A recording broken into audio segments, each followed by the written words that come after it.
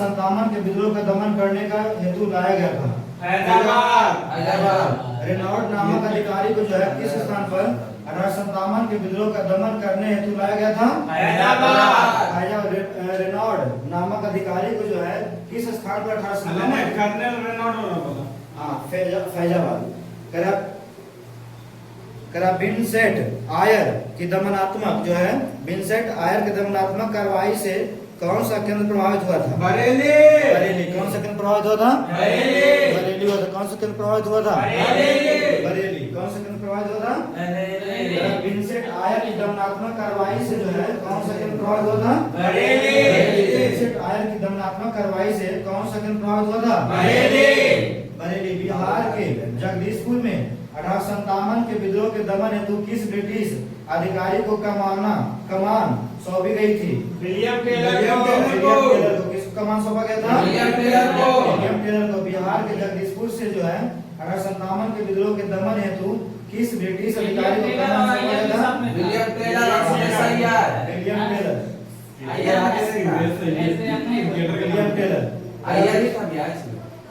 कौन है? वो नैयर था मगर विंसेंट आयर था।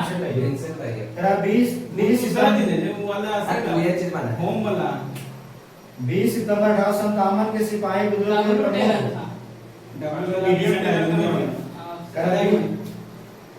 20 सितंबर 1857 को सिपाही विद्रोह के प्रमुख केंद्र जो है दिल्ली में दमनात्मक कार्रवाई किसने किया था? निकलसन, हडसन और बिलोवी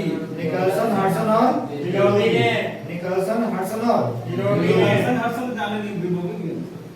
दिल्ली से निकलसन हडसन खरीदा था, निकलसन मर गया। 20 सितंबर 1857 को जो है 20 सितंबर 1857 को सिपाही विद्रोह के प्रमुख केंद्र दिल्ली में दमनात्मक कार्रवाई किसने किया था? निकलसन, हडसन और बिलोवी।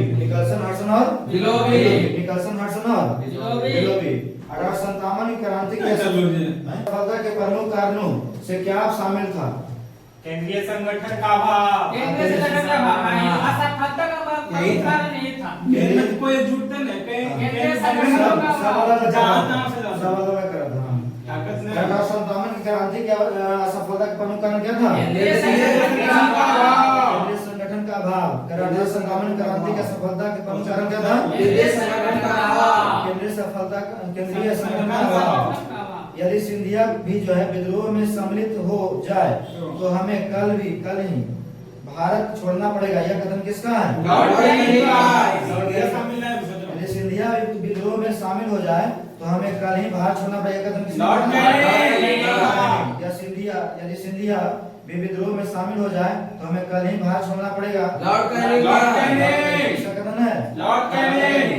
कहा कि महारानी विक्टोरिया ने भारतीय प्रशासन को ब्रिटिश ताज के नियंत्रण में जो है लेने की घोषणा कब की गई? 1 नवंबर 1858। महारानी विक्टोरिया ने जो है भारतीय प्रशासन को ब्रिटिश ताज के नियंत्रण में लेने की घोषणा कब किया गया था?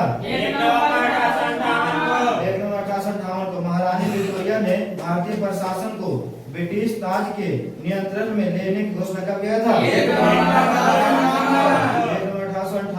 1857 के पश्चात जो है किसके द्वारा इलाहाबाद में एक दरबार में ग्रेट ब्रिटेन संप्रभु द्वारा भारत सरकार के ग्रहण लॉर्ड कैनिंग द्वारा 1857 ईस्वी के पश्चात किसके द्वारा इलाहाबाद में एक दरबार में ग्रेट ब्रिटेन संप्रभु द्वारा भारत सरकार के ग्रहण की घोषणा किया था?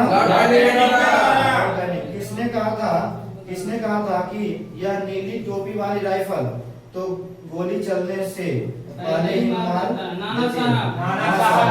या किसने कहा था कि यह नीली टोपी वाली राइफल तो गोली चलने से पहले ही मार देती है? नाना साहब। यह नीली टोपी वाली जो है राइफल तो गोली चलने से पहले ही मार देती है। कौन किसका था?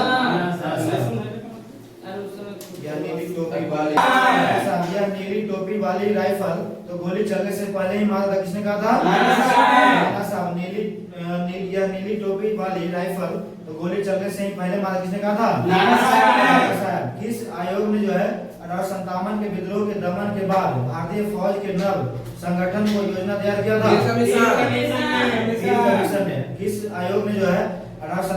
विद्रोह के दमन के बाद भारतीय फौज के नव संगठन की योजना तैयार किया था? किस आयोग ने जो 1857 के विद्रोह में के दमन के बाद भारतीय फौज के नव संगठन की योजना तैयार किया था? हिल कमीशन। विद्रोह के परिणाम स्वरूप बंगाल में यूरोपीय सैनिक का अनुमान भारतीय सैनिकों के अनुपात भारतीय सैनिकों की तुलना में कितना क्या था? विद्रोह के परिणाम स्वरूप बंगाल में यूरोपीय सैनिकों के अनुपात भारतीय सैनिक अनुपात कितना है? बंगाली में यूरोपीय सैनिक, बंगाली एक था बंगाल में यूरोपीय सैनिक और भारतीय सैनिक बन गए। एक और यूरोपीय था तो दो को भारतीय विद्रोह के परिणाम स्वरूप बंगाल में यूरोपीय सैनिक का अनुपात भारतीय सैनिक की तुलना में कितना था? 1:2 था। भारतीय सैनिकों में शामिल सिख, गोरखा, पठान को किस वर्ग के अंतर्गत रखा गया था? लड़ाकू वर्ग के अंतर्गत। भारतीय सैनिकों में जो है शामिल सिख, गोरखा, पठान को किस वर्ग के अंतर्गत रखा गया था? लड़ाकू वर्ग के अंतर्गत। भारतीय सैनिकों में शामिल सिख, गोरखा और पठान को जो किस वर्ग के अंतर्गत रखा गया था? वर्ग के अंतर्गत। अवध, बिहार, मध्य भारत के लोगों को 1857 क्रांति के पश्चात जो है वे सैन्य व्यवस्था सुधार की दिशा में किस वर्ग में स्थापित किया गया है? किस वर्ग में स्थापित किया गया है? अवध, बिहार, मध्य भारत के लोगों को जो है 1857 क्रांति के पश्चात हुए सैन्य व्यवस्था सुधार की दिशा में किस वर्ग के अंतर्गत रखा गया था? गैर लड़ाकू वर्ग में। गैर लड़ाकू वर्ग में। 1857 के विद्रोह के पश्चात ब्रिटिश सरकार ने सिपाहियों का चयन किन प्रांतों से किया था? सही। 1857 के विद्रोह में जो है ब्रिटिश सरकार ने सिपाहियों का चयन कहाँ से किया था? हाँ, गोरखा से, सिख से, पंजाबी से और पंजाबी उत्तर प्रांत से। 1857 के विद्रोह के पश्चात जो है ब्रिटिश सरकार ने सिपाहियों का चयन कहाँ से किया था? गोरखा से, पंजाबी और उत्तर प्रांत से। गोरखा से, सिख से, पंजाबी उत्तर प्रांत से। आगे 1857 से आधारित पुस्तक का नाम है ना? 1857 पर आधारित पुस्तक का नाम है द ग्रेट रिवेलियन के लेखक कौन है? द ग्रेट रिवेलियन के लेखक कौन है? Ashok Mehta. The great rebellion के लेखक कौन है? Ashok Mehta. The great rebellion के लेखक कौन है? Ashok Mehta. The great rebellion के लेखक कौन है? Ashok Mehta. First bar of independence के लेखक कौन है?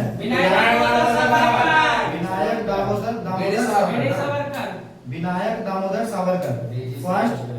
फर्स्ट बार ऑफ इंडिपेंडेंस, स्वतंत्रता का प्रथम संग्राम। फर्स्ट बार ऑफ इंडिपेंडेंस के लेखक कौन है? ब्रिटिश सरकार।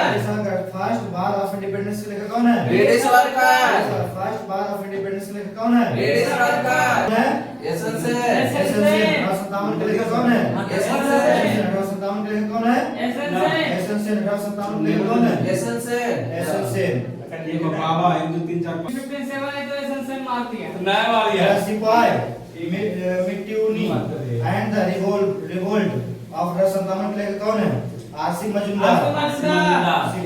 सिपाही mutiny and the revolt of 1857 के लेखक कौन है?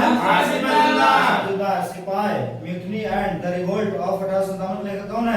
आसिम मजुमदार। सिपाही mutiny and the revolt of 1857 के लेखक कौन है? आसिम मजुमदार।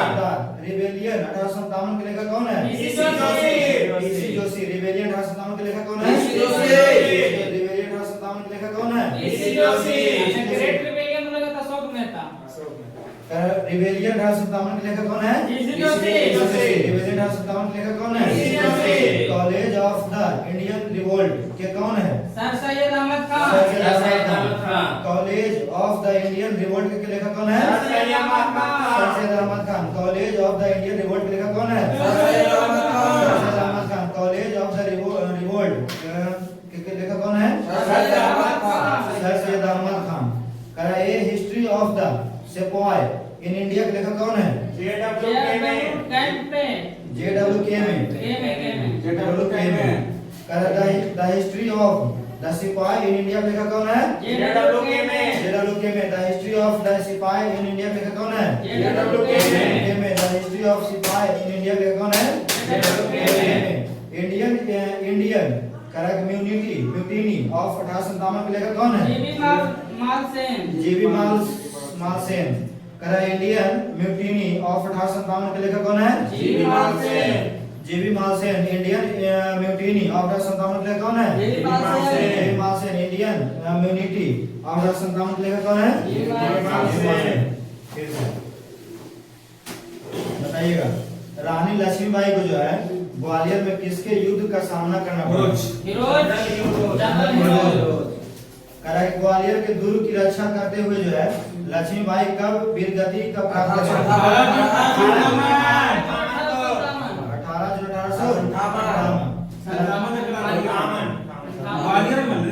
ग्वालियर में। बिहार के जगदीशपुर में जो है 1857 के विद्रोह वीर कुंवर सिंह। असम में 1857 के विद्रोह का नेतृत्व किसने किया था? मणि रामगढ़। असम में 1857 के विद्रोह का नेतृत्व किसने किया था? इलाहाबाद, जिसको आप प्रयागराज बोलते हैं, 1857 का विद्रोह का नेतृत्व किसने किया था? लियाकत अली। किस स्थान पर भारतीय सैन्य टुकड़ी ने विद्रोह कर अंग्रेज एजेंट मेजर वर्टन की हत्या कर दिया था? कहाँ किया था? कोटा में।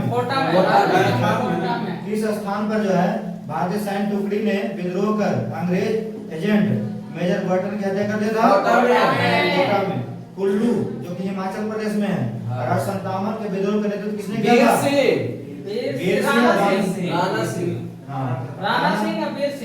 राणा प्रताप और वीर सिंह। राणा प्रताप और वीर सिंह। फैजाबाद के किसने नेतृत्व किया था? 1857 का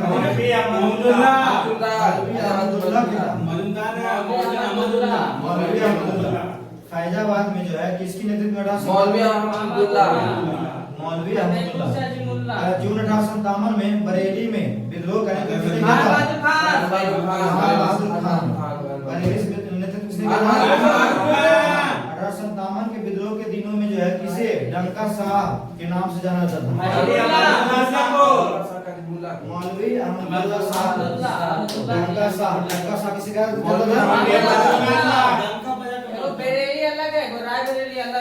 मौलवी 1857 के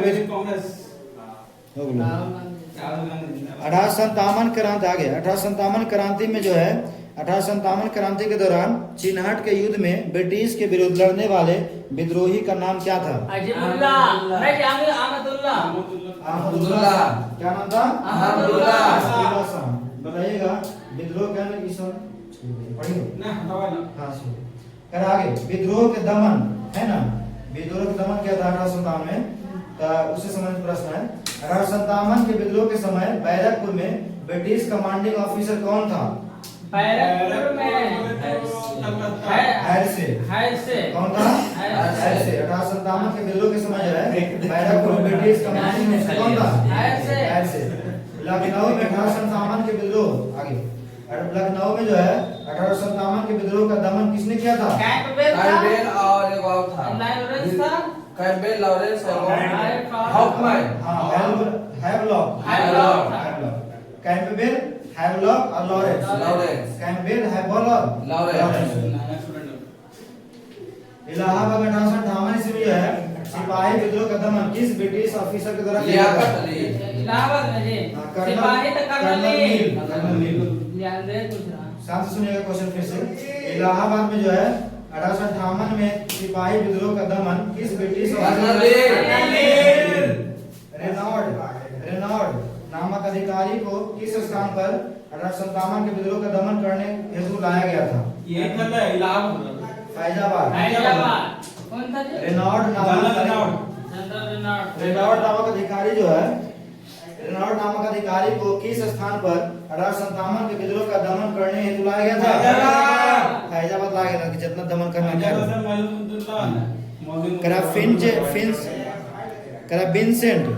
विंसेंट आगे। विंसेंट आयर की दमनात्मक कार्रवाई से जो है कौन सा केंद्र प्रभावित हुआ था? कौन सा केंद्र प्रभावित हुआ था? तो बरेली प्रभावित हुआ था। विंसेंट आयर की दमनात्मक कार्रवाई से जो है कौन सा केंद्र प्रभावित हुआ था? आगे बिहार के जमशेदपुर में 1857 के विद्रोह के दमन हेतु किस ब्रिटिश अधिकारी को कमान सौंपी गई थी? William Taylor. सही है, विलियम टेलर। 20 सितंबर 1857 को सिपाही विद्रोह के प्रमुख केंद्र दिल्ली में दमनात्मक कार्रवाई किसने किया था? निकलसन, हडसन और विलोदी। निकलसन, हडसन और विलोदी।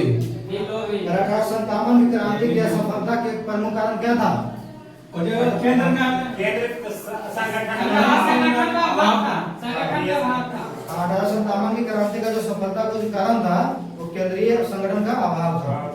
यदि सिंधिया विद्रोह में सम्मिलित हो जाए तो हमें कल ही भारत छोड़ना था।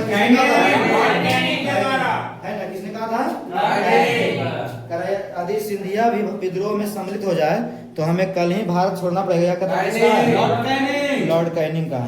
महारानी विक्टोरिया ने जो है भारतीय प्रशासन को ब्रिटिश ताज के नियंत्रण में लेने की घोषणा कब किया था? सही है, 1 नवंबर 1858। महारानी विक्टोरिया ने जो है भारतीय प्रशासन को ब्रिटिश ताज के नियंत्रण में लेने की घोषणा कब किया था? 1 नवंबर 1857 ईस्वी के पश्चात जो है जिसके द्वारा इलाहाबाद में एक दरबार में ग्रेट ब्रिटेन संप्रभु दरबार सरकार के ग्रहण की घोषणा किया था? Lord Canning. किसने कहा था कि यह नीली टोपी वाली राइफल जो है तो गोली चलने से पहले ही मार देती है? यह कथन किसका है जिन्होंने कहा था कि यह नीली टोपी वाली राइफल जो है तो गोली चलने से पहले ही मार देती है? किस आयोग ने जो है 1857 के विद्रोह के दमन के बाद पील कमीशन किस आयोग ने जो है 1857 के विद्रोह के दमन के बाद भारतीय फौज के नव संगठन की योजना तैयार किया था? पील कमीशन। विद्रोह के परिणाम स्वरूप जो है बंगाल में यूरोपीय सैनिकों का अनुपात भारतीय सैनिकों की तुलना में कितना अनुपात? जब ब्रिटिश सरकार ने सिपाहियों का चयन किन प्रांतों से किया गया था? किन प्रांतों से? गोरखा, पंजाब, उत्तर प्रांत। उत्तर प्रदेश को जैसे उत्तराखंड पंजाबी अलग अलग है जी। सिख अलग समुदाय हो गए, पंजाबी का प्रांत अलग हो गए। पंजाब के उत्तर प्रांत में होते ना। उत्तर प्रांत इसको बोलता है, क्या बोलता है? जैसे कि पंजाब प्रांत। उत्तराखंड उत्तर प्रांत बोलता है, उत्तराखंड को बोलता है जी। पंजाब कुछ प्रांत हो रहा बोला पंजाब जैसे पाकिस्तान में पड़ा है तो पंजाब प्रांत हो रहा है। पंजाब पाकिस्तान में भी था, हिंदुस्तान में पंजाब प्रांत दोनों में पाकिस्तान कुछ भाग को बोला प्रांत। आगे है 1857 के आधारित पुस्तक के नाम बताना है, समझे सर? पहला बताना है द ग्रेट रिबेलियन, किसका पुस्तक है? Ashok Mehta. First bar of independence British सरकार। कह रहा कि सिपाही mutiny and the revolt of 1857 के कौन है? आरसी मजूमदार। रिबेलियन 1857 का कौन था? Rebellion 1857 college of the Indian revolt के लेखक कौन है? College of the Indian revolt के लेखक कौन है? सर सैयद अहमद खान। और एक किया था कॉलेज का स्थापना जी।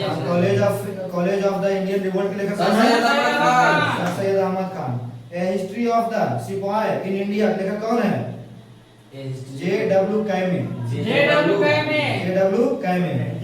द हिस्ट्री ऑफ द सिपाही इन इंडिया के लेखक कौन है? J.W. Caime। Indian community of 1857 के लेखक कौन है? जीवी माल सेन। इंडियन कम्युनिटी ऑफ 1857 कौन है? जीवी माल सेन। आगे पारिस्थितिकी जिसको इकोलॉजी बोलते हैं। पारिस्थितिकी जो है जिसको इकोलॉजी कहते हैं। चलिए इसमें क्या था? अर्नेस्ट हैकल है ना? पारिस्थितिकी तंत्र का प्रयोग किसने किया था? पारिस्थितिकी तंत्र का प्रयोग किसने किया था? पारिस्थितिकी किसके माध्य जो है पारस्परिक संबंधों को अध्ययन करता है? जीव और वातावरण का। जीव और पारिस्थितिकी जो है किसके मध्य पारस्परिक संबंधों का अध्ययन करता है? जीव और वातावरण का। पारिस्थितिकी जो है किसके मध्य पारस्परिक संबंधों का अध्ययन करता है? जीव और वातावरण। पारिस्थितिकी जो है किसके मध्य पारस्परिक संबंध का अध्ययन करता है? जीव और वातावरण का। सर्वप्रथम जो है किस विद्वान ने गहन पारिस्थितिकी शब्द का प्रयोग किया था?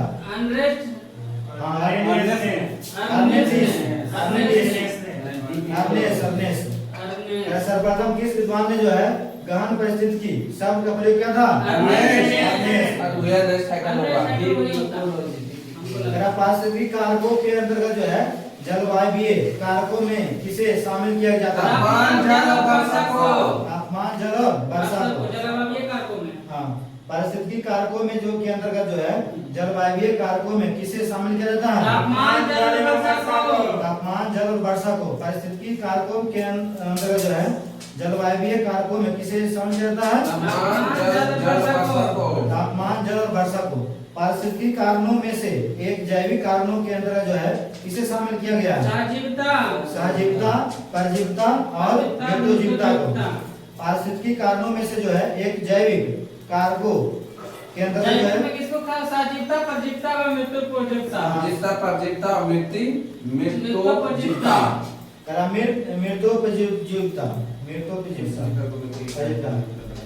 पर्यावरण एक पारिस्थितिकी की क्रियाशीलता संबंधी नियमों का प्रतिपादन सर्वप्रथम किसने किया था? कोमोनर ने। किसने किया था? पर्यावरण एवं पारिस्थितिकी की क्रियाशीलता संबंधित नियमों का प्रतिपादन किसने किया था? कोमोनर ने। किसने किया था? पर्यावरण एवं पारिस्थितिकी की क्रियाशीलता जो है संबंधित नियमों का प्रतिपादन किसने किया था? कोमोनर ने। पारिस्थितिकी के किस नियम के अनुसार जो है पारितंत्र में प्रत्येक जीव एक दूसरे से संबंधित है? प्रथम नियमानुसार। पारिस्थितिकी के किस नियम के अनुसार जो है पारितंत्र में प्रत्येक जीव एक दूसरे से संबंधित है? प्रथम नियम के अनुसार। पारिस्थितिकी के किस नियम के अनुसार जो है पारितंत्र में प्रत्येक जीव एक दूसरे से संबंधित है?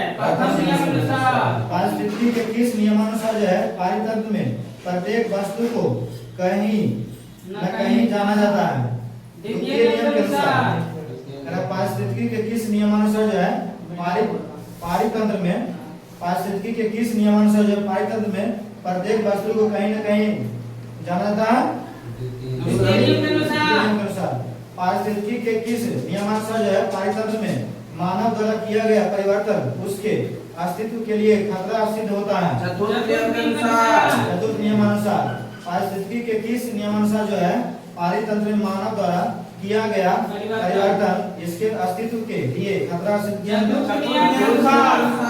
पारिस्थितिकी संगठन के स्तर में जो है किसे शामिल किया जाता है? जीव, व्यक्ति, जनसंख्या, समुदाय को। जीव, व्यक्ति, संख्या, समुदाय को। पारिस्थितिकी संगठन के स्तर में जो है किसे शामिल किया जाता है? जीव, व्यक्ति, जनसंख्या, समुदाय। पारिस्थितिकी या पर्यावरण का वह भाग जहाँ जीवित जीव या व्यक्ति निवास करते हैं क्या कहलाता है? आवास। क्या कहलाता है? आवास। पारिस्थितिकी या पर्यावरण का वह भाग जीवित जीव या व्यक्ति निवास करता है उसे क्या कहलाता है? आवास। जैसे स्थल हुआ, ताजा जल हुआ, पशु हुआ। किसी प्रदेश में जनसंख्या वृद्धि के लिए कौन से कारक मुख्य रूप से उत्तरदायी होता है? जन्म दर में वृद्धि और अप्रवास, इमिग्रेशन, बाहर से आकर नहीं बच जाता है। किसी प्रदेश में जो है जनसंख्या वृद्धि के लिए कौन से कारक प्रमुख है? जन्म दर में वृद्धि और अप्रवास, इमिग्रेशन। किसी प्रदेश में मृत्यु के अतिरिक्त और किस कारण से जनसंख्या में कमी दर्ज की जाती है? उत्प्रवास के कारण। उत्प्रवास। कोई प्रदेश में अगर जनसंख्या घट रहा है तो मृत्यु होगा, तो छोड़ के जाना। वृद्धि होगा तो कोई आ रहा है, वृद्धि हो रहा है। किसी प्रदेश में जो मृत्यु के अतिरिक्त जो है किसी प्रदेश में मृत्यु के अतिरिक्त और किस कारण से जो है जनसंख्या में कमी दर्ज की जाती है?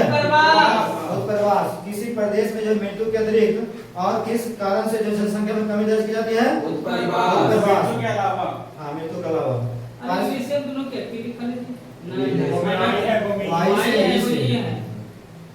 की पारिस्थितिकी में पाई जाने वाली सभी प्रजातियां, पारिस्थितिकी में जो है पाई जाने सभी प्रजातियां पादपों एवं जंतुओं आदि के समूह उनके मध्य संकरिया द्वारा किसमें निर्माण होता है? समुदाय का। समुदाय का। किसमें निर्माण होता है? समुदाय का। पारिस्थितिकी में पाई जाने वाले सही प्रजातियों पादपों एवं जंतु आदि के समूह उनके मध्य अंतःक्रिया द्वारा किसका निर्माण होता है? समुदाय का। किसका निर्माण होता है? समुदाय का। करा उष्ण कटिबंधीय क्षेत्र में वनों की 5 परतें पाई जाती है। करा उष्ण कटिबंधीय में वनों कई प्रकार पाया जाता है? 5 प्रकार के। उष्ण कटिबंधीय क्षेत्रों में जो है कितने प्रकार के वन पाया जाता है? इसका मुख्य कारण क्या है? अधिक वर्षा का होना। अधिक वर्षा का होना। इसका मुख्य कारण क्या है? अधिक वर्षा का होना। अधिक वर्षा का होना। उष्ण कटिबंधीय क्षेत्र में वनों की 5 परतें पाई जाती है। इसका मुख्य कारण क्या है? अधिक वर्षा का होना।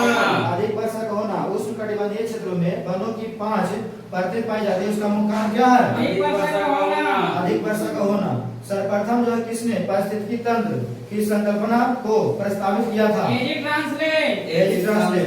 सर्वप्रथम जो किसने जो है पारिस्थितिकी तंत्र, इसको इकोसिस्टम बोलते हैं, की संकल्पना तैयार किया था? सर्वप्रथम किसने जो है पारिस्थितिकी तंत्र इकोसिस्टम को संकल्पना को प्रस्तावित किया था? पारिस्थितिकी तंत्र के 2 प्रमुख घटक कौन सा है? जैविक घटक और अजैव घटक। जैव घटक और अजैव घटक। पारिस्थितिकी तंत्र में जो है 2 प्रमुख घटक कौन सा है? जैव घटक और अजैव घटक। जैव घटक अजैव घटक। पारिस्थितिकी तंत्र में जो है 2 कौन घटक है? जैव घटक और अजैव घटक। जैव घटक और अजैव घटक।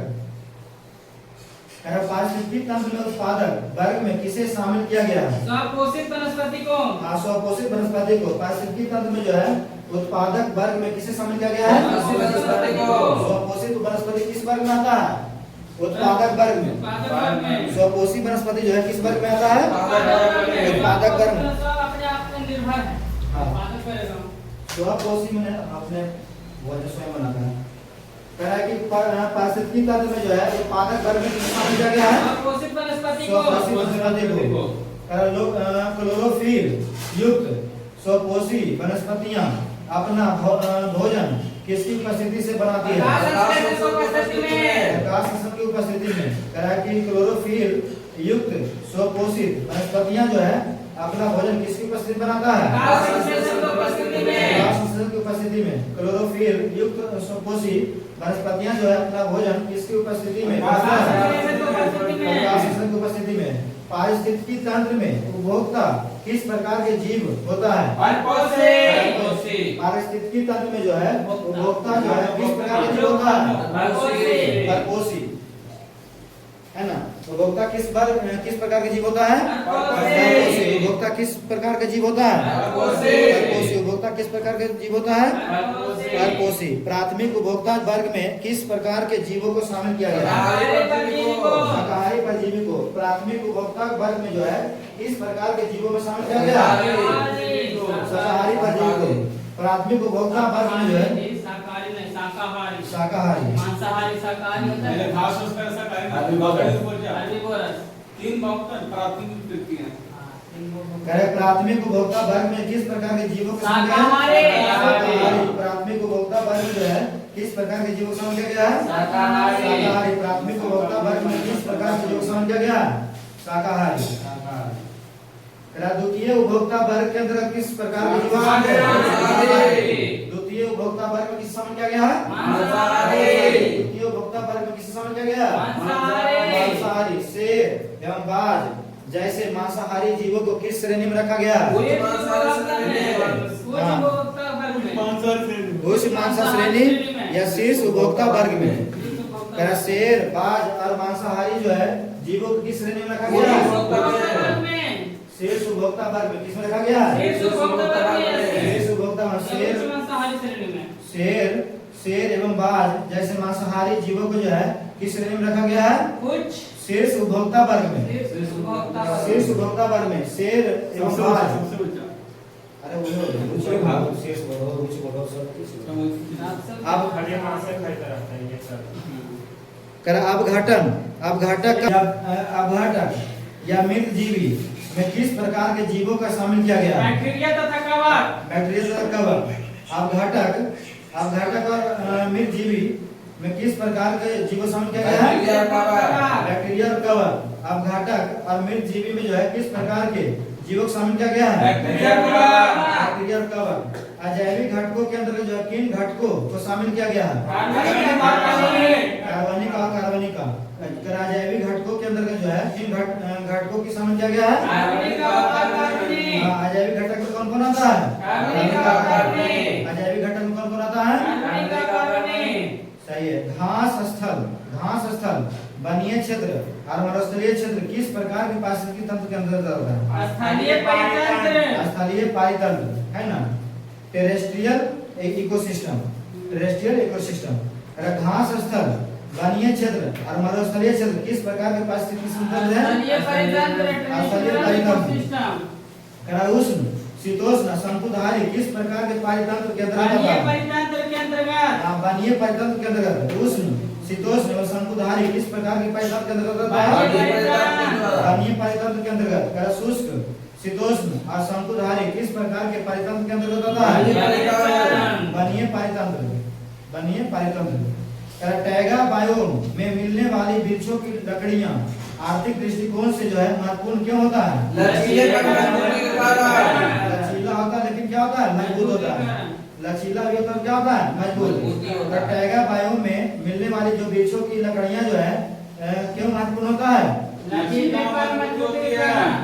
लचीला और क्या होता है? मजबूत होता है। लचीला और क्या होता है? मजबूत होता है। रोजवुड डगल्स फर स्प्रूस पूछ रहा क्वेश्चन। रोजवुड डगल्स फर स्प्रूस सीडार हेमलॉक जैसे ऊंचे वृक्ष किस बायोम में मिलता है? शीतोष्ण कटिबंधीय वर्षावन में। शीतोष्ण कटिबंधीय वर्षावन में किस में मिलता है? शीतोष्ण कटिबंधीय वर्षावन में कौन-कौन वृक्ष मिलता है? डगल्स फर आता है, स्प्रूस आता है, सीडर आता है, हेमलॉक आता है। रोजवुड डगल्स फर फर स्प्रूस सीडार हेमलॉक ये सब जो वृक्ष जो है किस शीतोष्ण कटिबंधीय वर्षावन। हाँ किस में आता है? शीतोष्ण कटिबंधीय वर्षावन किस में आता है? शीतोष्ण कटिबंधीय वर्षावन। शीत भी होगा वर्षा भी होगा। शीतोष्ण कटिबंधीय वर्षा के अंदर कौन-कौन वृक्ष आता है? रोजवुड आता है, डगल्स फर है ना। रोजवुड डगल्स फर स्प्रूस सीडार और हेमलॉक ये सब क्या आता है? शीतोष्ण कटिबंधीय वर्षावन आता है। कि अमेजन बेसिन और कांगो नदी बेसिन क्षेत्र के किस प्रकार के वनीय पारितंत्र अंतर्गत आता है? उष्णकटिबंधीय सदाबहार वन के अंतर्गत। उष्णकटिबंधीय सदाबहार वन के अंतर्गत। अमेजन बेसिन और कांगो नदी बेसिन क्षेत्र किस प्रकार के वनीय पारितंत्र के अंतर्गत आता है? उष्णकटिबंधीय सदाबहार वर्षावन। उष्णकटिबंधीय सदाबहार वन के अंतर्गत। उष्णकटिबंधीय सदाबहार वन के अंतर्गत अमेजन बेसिन और कांगो नदी बेसिन क्षेत्र जो है किस प्रकार के वनीय पारितंत्र के अंतर्गत आता है? उष्णकटिबंधीय सदाबहार वर्षावन। उष्णकटिबंधीय सदाबहार वन के अंतर्गत। उष्णकटिबंधीय सदाबहार वन के अंतर्गत। आगे है दोनों गोलार्ध में 10 डिग्री से लेकर 30 डिग्री कौन?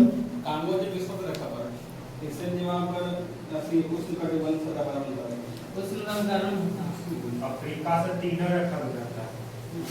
कह रहा दोनों गोलार्ध में जो है दोनों गोलार्ध में 10 डिग्री से 30 डिग्री अक्षांश के मध्य किस प्रकार के वनीय क्षेत्र पाया जाता है? उष्णकटिबंधीय पर्णपाती वन। उष्णकटिबंधीय पर्णपाती वन। उष्णकटिबंधीय पर्णपाती वन। उष्णकटिबंधीय पर्णपाती वन।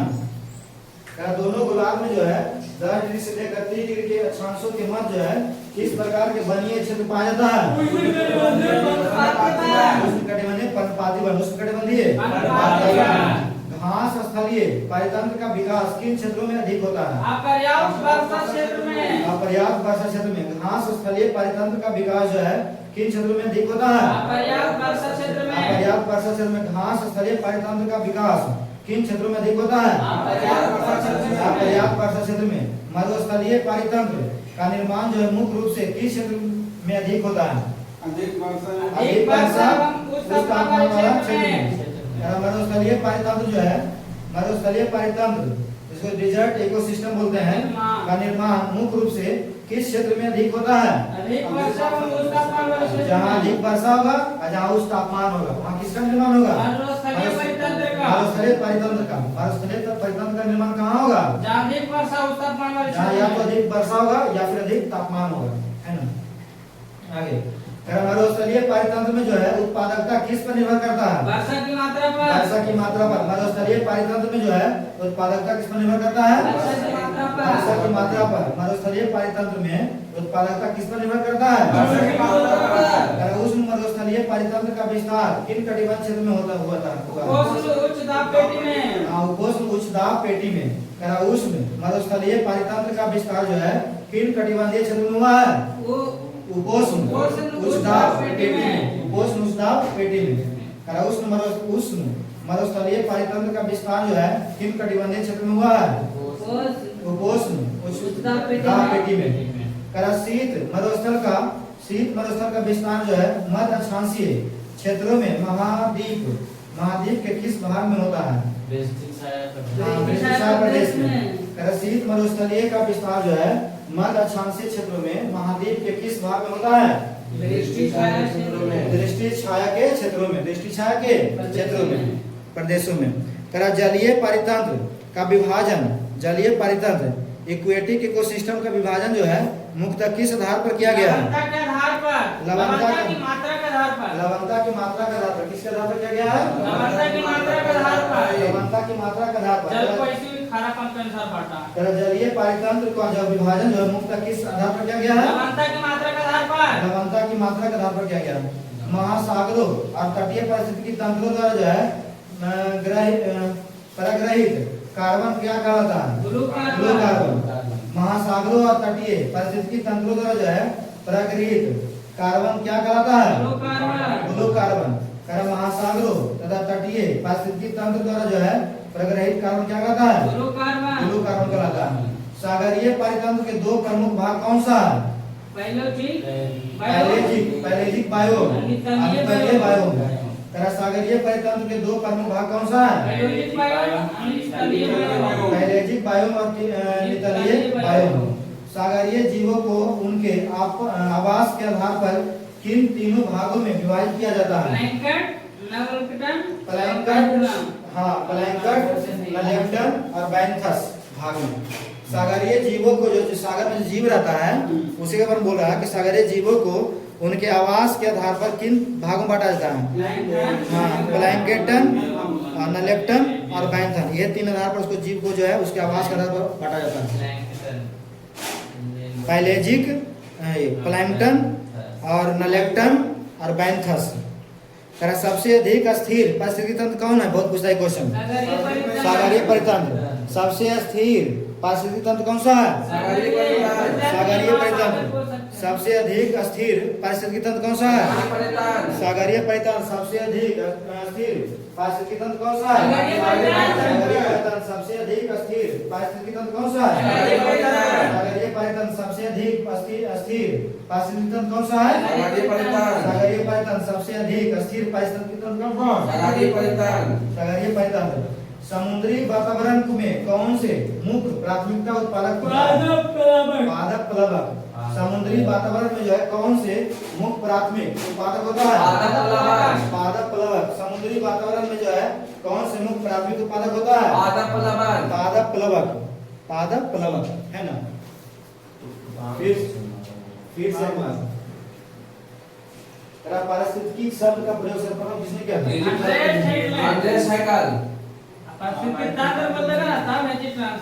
पारिस्थितिकी जो है किनके मध्य पारस्परिक संबंधों का अध्ययन करता है? इकोलॉजी, जीव और वातावरण। सर्वप्रथम जो है किस विद्वान ने जो है गहन पारिस्थितिकी शब्द का प्रयोग किया था?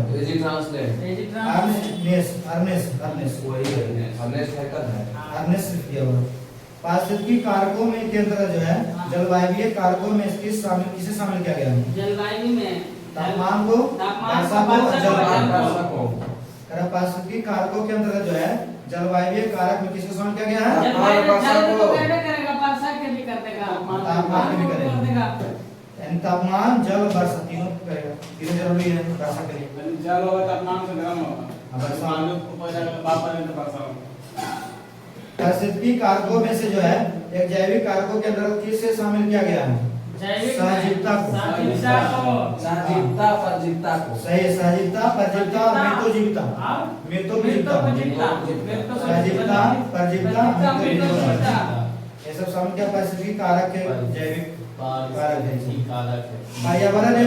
पर्यावरण एवं पारिस्थितिकी की क्रियाशीलता संबंधित नियमों का प्रतिपादन सर्वप्रथम किसने किया था? बैरी कोमोनल। बैरी कोमोनल किसने किया था? पारिस्थितिकी के किस नियम के अनुसार जो है पारित तंत्र में प्रत्येक जीव एक दूसरे से संबंधित है?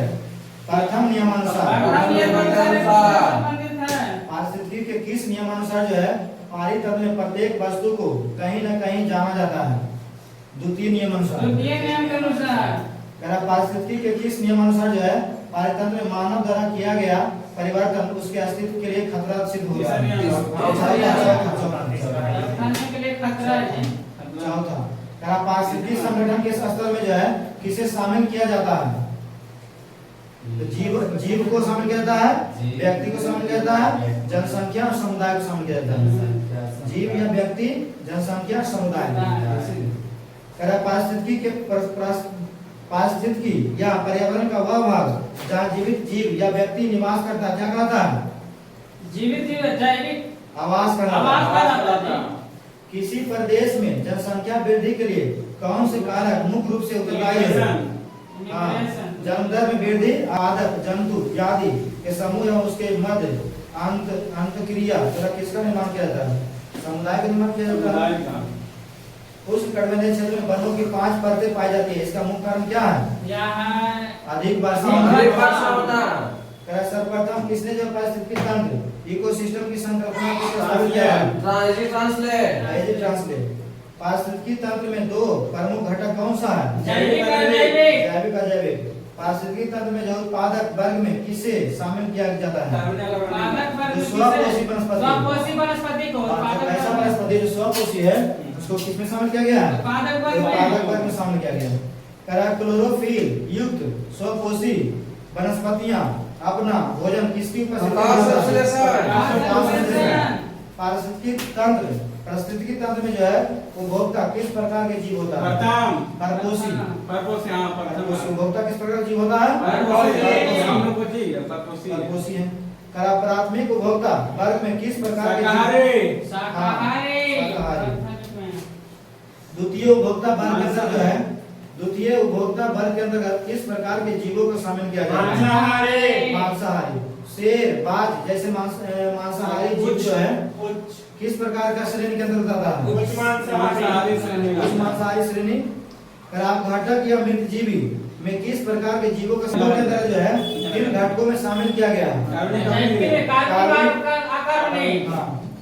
घास स्थल, वनीय क्षेत्र, मरुस्थलीय क्षेत्र किस प्रकार के पारिस्थितिकी तंत्र है? स्थलीय है। सब स्थलीय पर है ना? घास स्थलीय पर आता है।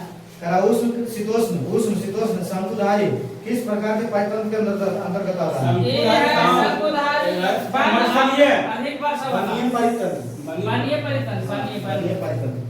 टाइगा बायोम में जो है मिलने वाली वृक्षों की लकड़ियां आर्थिक दृष्टिकोण से जो है ना लचीला होता है और क्या होता है? मजबूत होता है ना। रोजवुड, डगल्स फर, स्प्रू, सीडर, हेमलॉक ये सब जो है वृक्ष जो है किस वायु में पाया जाता है? सही, शीतोष्ण कटिबंधीय वर्षावन में। शीतोष्ण कटिबंधीय वर्षावन में। अमेजन बेसिन एवं कांगो नदी बेसिन क्षेत्र किस प्रकार के उष्ण कटिबंधीय सदाबहार वन। दोनों गोलार्ध में 10 डिग्री से लेकर 30 डिग्री अक्षांश के मध्य जो है किस प्रकार के वनीय क्षेत्र पाए जाते हैं? उष्ण कटिबंधीय क्षेत्र। उष्ण कटिबंधीय पर्णपाती वन। घास स्थलीय परितंत्र का विकास किन क्षेत्रों में अधिक होता है? अधिक वर्षा वाले क्षेत्र में। अधिक वर्षा क्षेत्र में मरुस्थलीय पारितंत्र का निर्माण जो है मुख्य रूप से किस वहाँ तो तापमान अधिक होबे करेगा, वर्षा भी अधिक होगा तब ये परितंत्र कहलाएगा, तो नहीं तो पूरा बंजर हो जाएगा। करा मरुस्थलीय पारितंत्र में उत्पादकता किस पर निर्भर करता है? तापमान अधिक वर्षा पर जी, किस पर निर्भर करता है? वर्षा पर। वर्षाकार मध्य अक्षांशीय क्षेत्रों में महाद्वीप के किस भाग में होता है? दृष्टि छाया प्रदेश में। करा कि जलीय पारितंत्र में जो है का विभाजन मुख्यतः किस आधार पर किया गया है? जलीय परितंत्र मुख्यतः किस आधार पर किया गया है? तापमान पर ऐसे लवणता के आधार पर किया गया। ज्यादा लवण है कम है इसका लवणता के मात्रा पर। हाँ।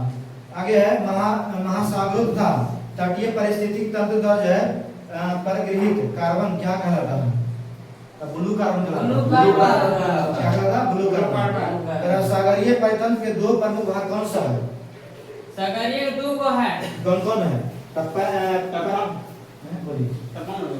नहीं, पैलेजिक बायोम हाँ नितलीय बायोम। पैलेजिक बायोम और नितलीय बायोम नाम है ना बायोम। संगठन बहुत सारे चीज के सागरीय पारितंत्र सागर के दो भागों में बटा है। एक नाम है पैलेजिक बायोम, इसमें कुछ होता होगा अति नितलीय बायोम। सागरीय जीव अगला सागरीय जीवों को जो है उनके आवास के आधार पर किन तीन भागों में विभाजित किया गया है? तो प्लैंकटन के आधार पर, प्लैंकटन हाँ नैलेक्टन के आधार पर और बैंथस के आधार पर। कि सबसे अधिक अस्थिर पारिस्थितिक